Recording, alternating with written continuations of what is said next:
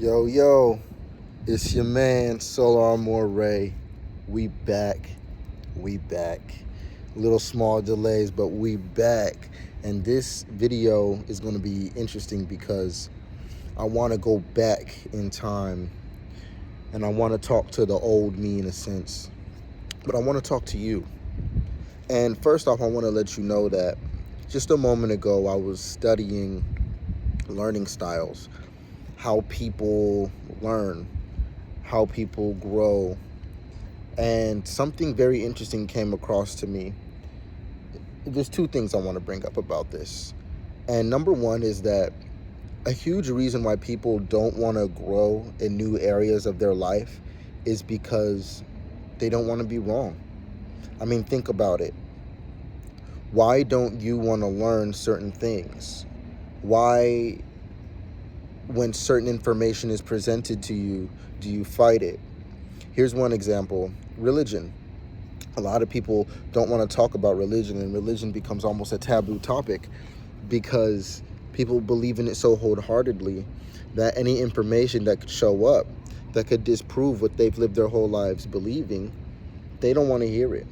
They don't want anything to challenge how they're thinking, to challenge their faith. And I can understand that. But the reality is, if I put myself in the shoes of anybody who practiced any religion or held any belief system about anything, then I would be somebody who would want to know everything about that topic. Not just the people who are talking about it, not just throwing names around and making life decisions off of people's reputations, but to actually understand the information that is being praised, the information that is being sanctified. If we're going to talk about a Messiah, if we're going to talk about a religion, then I want to know everything about it. And I don't want to just know what I want to know about it that validates what I'm trying to say. I would want to know the actual truth. How many times in your life have you done something and felt like at the end of the day, it was a waste of time once you learned that you would have been better off doing something else? It's not that what you did wasn't good or you didn't put your heart into it or you did a bad job, but maybe you noticed that there was something else that you could have been putting your time, energy, and effort into that would have been a bit more successful. I mean, how many times have I looked at my life in a day and felt like, man, if I would have just worked out this much every single day, I would be that much more fit.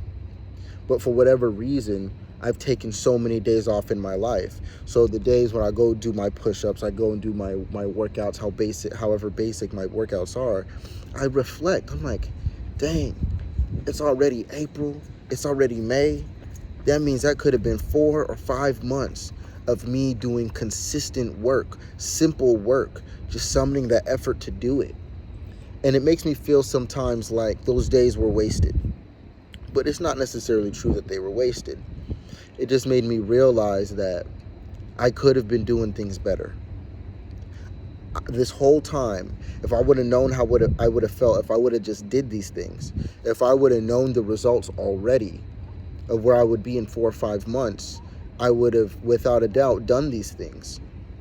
But because we don't always see the end of the tunnel when we do better for ourselves, we are okay with doing what we always do, with believing what we've always believed. Well, it works for me now. Well, it's working for me today, so I'm just going to keep on doing this. It's never too late to do the right thing, and it's always a great time to grow. One thing that I love to understand is that I'm better than I've ever been in my past. I'm wiser than I've ever been in my past, at least. But one thing about me and one thing I understand about life is that I can always be better. I can always do better. I can always grow. That is almost a superpower of us humans. Our adaptability, our ability to grow, our ability to evolve. The reason why a lot of us don't want to seek new information or don't want to learn more about life and learn more about how things work is because we're already comfortable with what we already know. And a lot of people, maybe you, don't want to be wrong. and don't want to be proved wrong. But if you could only realize what kind of life you could have if you were to live in alignment with absolute truth, not absolute faith, not absolute belief, but absolute truth, to actually know rather than to just believe. Believing is great, and the power of belief is amazing. But when your power of belief aligns with information that is truth, you reach a whole nother level. You reach a whole nother level of understanding. You gain a level of faith and belief that no one can take from you. Not because you don't want to hear certain information so that you can stay in whatever paradigm you may have been in, or have been subconsciously programmed to, or are just used to through your life, but instead to actually learn and grow and to actually know. And I'm going to touch a taboo topic here. Here's the reality of it. And I'm actually going to keep it general because I want everybody to be able to look at their lives and apply this to their lives. And I want you to think about how this could pertain to you, how this could connect to you, and how you could use this moving forward. How many times have we had Jehovah's Witnesses or certain religious groups knock at our door or call us down in the middle of the street to preach the gospel to us, to teach us about a certain religion? And I'm not somebody who has anything against religion. I respect all paths towards God. I respect all paths towards something that's going to allow you to build your moral compass and build your character. I appreciate it all. I accept it all at whatever stage of life you may be in. But think about this. When people talk to me about the Bible, when people talk to me about the Quran, when people talk to me about the Bhagavad Gita, it's not only have I read these scriptures, not only have I read these holy books, not only have I viewed them myself and read them myself, and in many different times, in many different stages of my life, to interpret them in many different ways, but I also decided to take it another step further. I decided to look at where it came from. I decided to ask who wrote it. Instead of just championing these texts because everybody else around me was, instead of just settling for everybody else's perception of these things and just taking the information for face value that I would receive from a pastor or for someone who went to a college or a spiritual college or anything like that, I started to ask myself, who wrote it?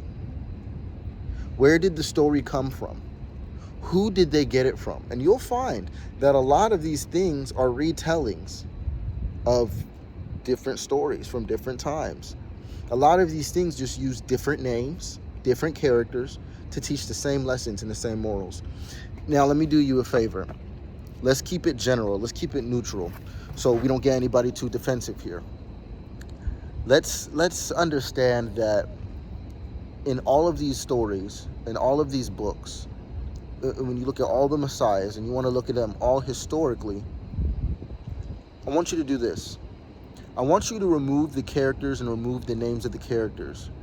And I want you to remove the timelines. And I want you to take the lessons. And I want you to take the morals that are being taught. And I want you to find how they apply to your life. And I want you to reflect on if you live a life in tandem with the truth that's being conveyed in these texts. Why? Because the reality is, no matter what religion you come from, the truth will always be the truth. The truth is eternal. The truth cannot be made up. And the truth can be covered up. It can be hidden. You could be distracted from it, but it will never go away. The truth will always be the truth. What is always will be what is. How you see it can infinitely change. And that's what we're going through here. We're going through different perceptions of truth. How people see it, how we see it. The reality is, the truth was here before us. It was here before any holy book. It was here before any prophet. It was here before any Messiah. And it will be after our time. It will be after our future.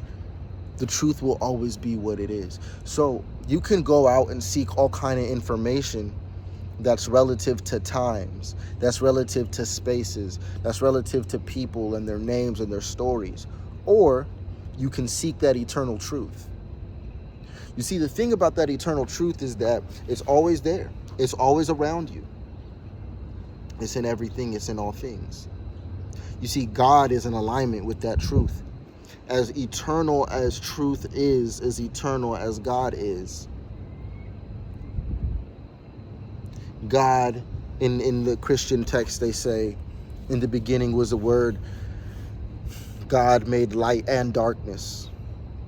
So that means that all things in duality have been created by God, or pertain to God, or source, or however you want to look at it, the universe, however you want to look at it. What is. It's there. You may not like it. You may think one thing is good. You may think another thing is bad, but it is what it is. And to understand things for what they are is what's truly going to empower you in this life. What is always going to be applicable is knowledge of the truth. What's not always going to be applicable is arguing about the history of a figure or a person. And I love to use Christianity as an example because, you know, I know a lot of people from this walk of life. I've taken this walk of life. I actually go to church regularly, and I actually go to church groups, and I speak with church members regularly. And one thing that I will always highlight, and one thing I'll always say, is that if Jesus is the savior of the story, my question to you is, what was the message? What was the message? What was the point of the story? What was the message? We can sit here and talk about me. We can talk about my outfit. We can talk about where I'm at. But that doesn't change the message. We can use it to add. We can learn from these things. We can use them as examples because there's truth in all things. So everything can be relative to a certain degree. But what's the message? You see, what's the saying? Don't focus on the messenger, focus on the message. Well, your life, your reality is a messenger. What is it trying to show you? People in your life are messengers. Where is the truth in the situation? Even where there's a situation where someone's lying to you, what's the truth in the situation? Well, there's many ways to find that. One way is, the reality is, the reason why they may be lying to me is because they're afraid. That can be a truth. The reason why they're lying to me is for this reason or that reason. Maybe it's not about the information at hand. We have to learn how to look at life and find and see the truth in it, to see God in all things. A situation that didn't work out for you, that didn't pan out for you so well, can you see the good in that, or can you only see the bad in that? If you can only see the bad in that, it's because your perspective of it is stuck. If you can see the good in a seemingly negative situation, that requires you to seek God. That requires you to seek truth. That requires you to look into a situation that may emotionally leave you distraught, and to find how and what lessons can you take from it to become better.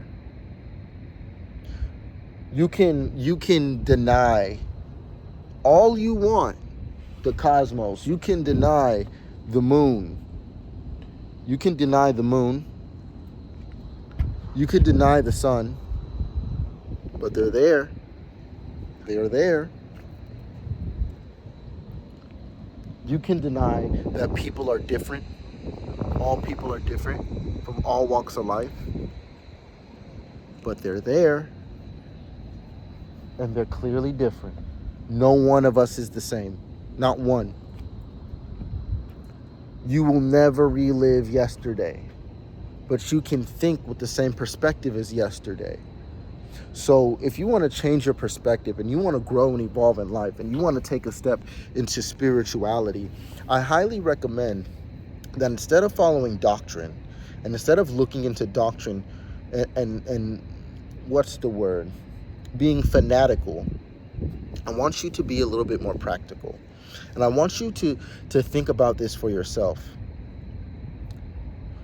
Am I going to just praise this character and live according to how somebody told me to live? Or do I want to understand it and live in accordance to my understanding of reality? See, using Jesus as an example, what was the message?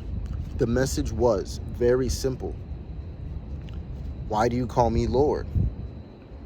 Jesus, Jesus, Jesus. All right. You know my name. Great. Jesus was the name. The Christ was the title. Christ meaning the anointed one, which could be any of you. You all have that same ability and access. And what was the message? Most people would like to ignore the message. It's very simple. Why do you call me Lord but don't do the will of the Father? To do the will of the Father. Not just free will, but God's will. What God's will is reality. That's what is. What is already God's will. To deny that and to doubt that is your perspective, based off of your belief systems, based off of your subconscious programming. You got to know yourself to the point to where you know your own subconscious programming. You know your own belief systems. You know how much you actually know something. And you have to ask yourself, do I not want to learn more about this topic because I don't want to be wrong? Because I don't want to find out that maybe I was wrong? Maybe I didn't fully understand what was going on here? Is it not written in your books that ye are gods? You're not stoning me for anything that I've done. You're not stoning me for any of my works. Ye without sin cast the first stone. You're not doing that. You're stoning me because I said I'm God. But is it not written in your own scriptures that ye are gods? So even Jesus went to the people saying that I am a God and I am one with God. Me and God are one. That means the same. And it says that man is made in the image of God. That means that we are gods. The same way that a dog isn't dog, it isn't the dog. It's not the only dog because it's a dog. It's a dog. And one of the dogs of many dogs. But it's not the only dog, but it is dog. Same way as human are made in the image of God. So we are gods. I am a God. You are a God.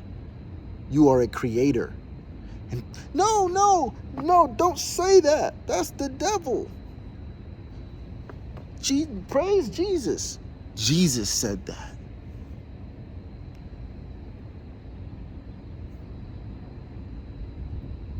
Every one of you has the ability to connect to God right now.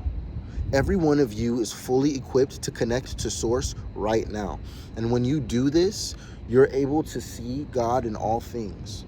And when you can see God in all things, you can learn from all things. You can see the truth in all things. But if you don't see God in certain things, if you think that the devil or this distracting force is how I look at it, things belong to it, well, then you're already missing the point. Because even God created that. Even God created that. Why? You think that the concept of Lucifer, the concept of the devil, is that it's somebody who thinks that they know more than what God knows. And thinks that they can do better for themselves, free will, than what God can do for them. So they have to go do it for themselves. And they have to turn their back on God, source of the universe. Whereas even if God was to say, oh, all right, well, I trust you, go ahead, do your own thing, or fine. No, I told you to do this. Why are you not doing this? Why are you doing that?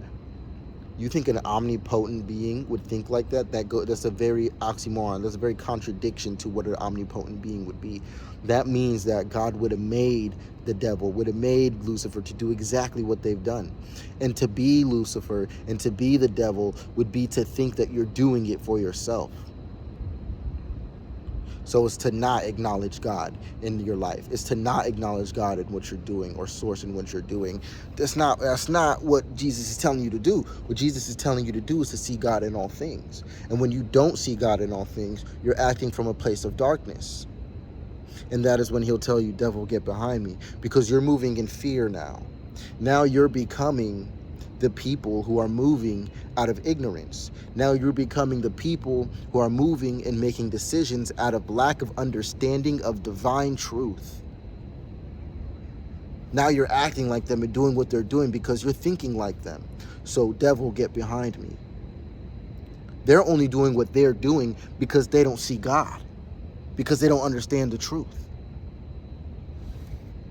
You can take this and apply it to every single religion, because the reality is, it's not about the story. It's about your ability to tap into and apply the truths, to see the truths.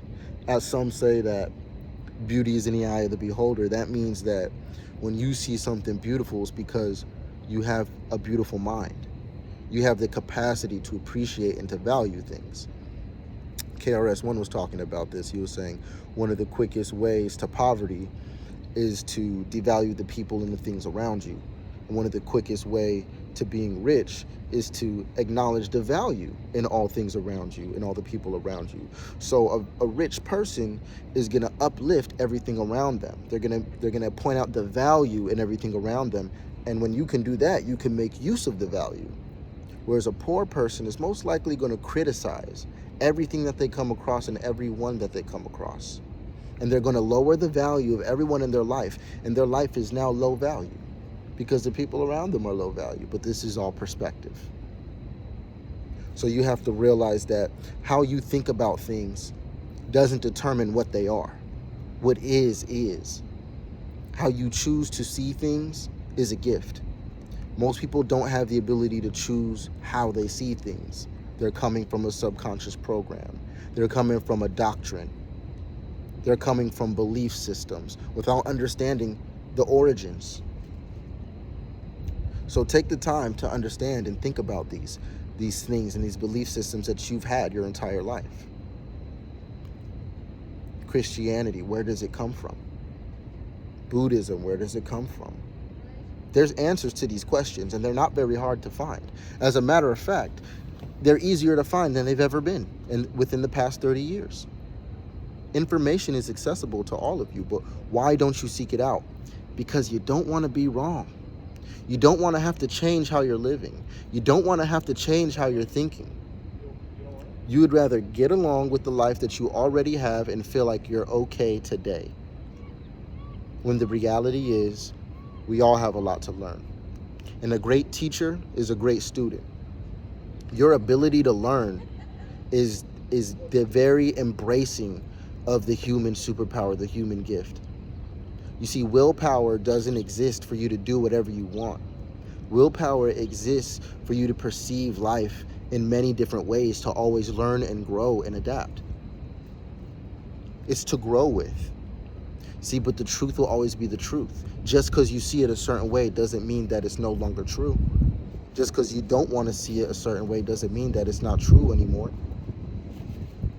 So start to look at your life and start to ask yourself questions.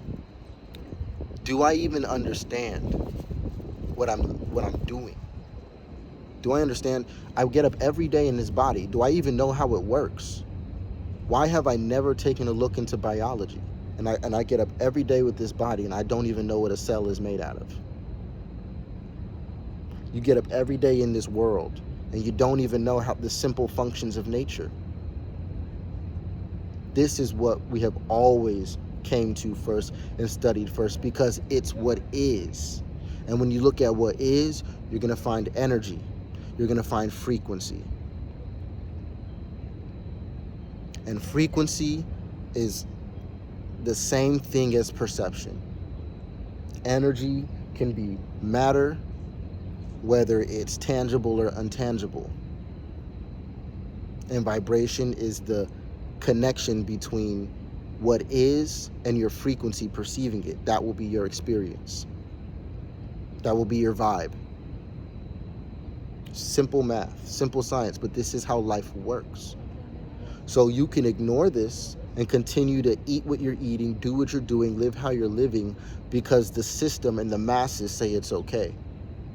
Or you can take the reins of your life, connect to God for yourself, and see truth for yourself, because it's available to you. But ask yourself if you're getting in your own way, because you don't want to be wrong, because you don't want to have to grow, because you don't want to have to do the work. Ask yourself if you have these weaknesses, because that's what they are. They're hindrances that are keeping you stagnant. You think that what you're doing in your life is all that there is. And I'm not saying that what you're doing is wrong. God's doing this. This is also a part of what is. But don't beat yourself up, and don't self-sabotage yourself into thinking that you cannot grow. You're always able to grow, and you're always able to evolve. That is the human superpower. The God side of you can create from what you learn. The God side of you can create from the frequency that you choose. And the highest frequency that exists, even above love, is authenticity. That is when you accept yourself for who you are. But if you're being somebody that you're not to get along with your society, your frequency could not possibly be authentic. Most likely also lacking unconditional true love. So until you tap into those things, who's really saying I love you? When you talk to your partner, when you talk to your friends, your parents, and you say I love you, who's really saying that? The authentic you, or a version of you that you've tapped into to survive with? Are you even being real with yourself? Until you can see yourself and accept yourself for who you are truly, factually, actually, can you begin to actually love others. You will love others to the capacity that you can love yourself. Simple. Simple. So this is very beginner level stuff that I want to give to you guys, because the first thing that you're going to have to understand and tap into is going to be something that's applicable and relative to you. So everything is going to start with why. If there's no why, it doesn't matter what information you receive. You're not going to retain it, and you're not going to keep it. But if you start to ask yourself the why more often for everything that you do, you're going to find reason. You're going to find meaning behind it.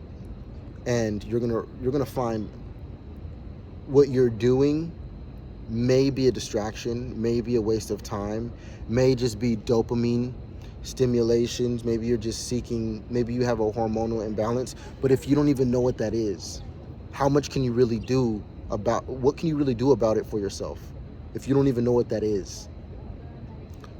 Look at who you are. Understand who you are in all dimensions. Physically, spiritually, egotistically, in every way. Understand your cells. Understand your mind. Understand yourself. Understand the celestial. Understand the world that you're in. You use that thing every day, but you may not even know what it is. Maybe this video isn't to teach you all of those facts and all of those details. That's what all my other information is for. This video is to show you why it's important. You're gonna do the number one thing that you can give to the people who you love. You can give to your kids, you can give to your friends, your families, your partners. It's not money, it's not information, it's the best version of you. The best thing that you can give to the people that you love is the best version of you that you can find. And the best version of you is the authentic you. When you start walking in your authentic self, in your purpose, yes, you may let go of a lot of things. You may lose a lot of friends. You may lose a lot of things because you built them from a fake persona. And when you start being real, you're going to start getting what's for you, but you're going to also have to let go of what's not for you. You're going to have to let go of what you held on to survive in this world. When you start being real, when you start connecting to God, you're going to have to stop doing certain things, stop hanging out with certain peoples. And you're going to find new people in your life when you start walking in your purpose who are in complete alignment with who you truly are, not who you have to be. Do yourself a favor and take the mask off. Until then, y'all hold it down and keep it up. Soular More, I love you guys. Peace.